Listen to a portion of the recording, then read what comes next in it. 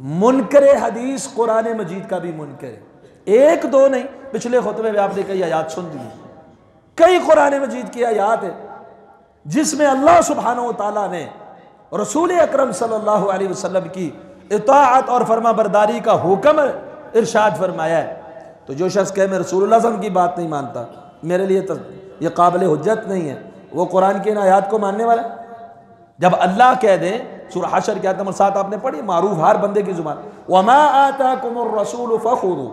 وَمَا نَهَاكُمْ عَنْهُ فَانْتَهُوا، جو رسول صلی اللہ علیہ وسلم تمہیں دے دیں لے لو، جس سے روک دیں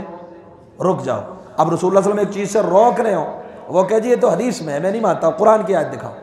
تو وہ قرآن کی آیت کو ماننے والا ہے جس میں رب کہتا ہے میرا رسول جس چیز سے روکے رک جاؤ، جو دے لے لو۔ اور سورہ نساء کی آیت آپ کے سامنے رکھی تھی، مَن يُطِعِ الرَّسُولَ فَقَدْ أَطَاعَ اللَّهَ، جو رسول کی اطاعت کرے اسی نے گویا اللہ کی اطاعت کی ہے۔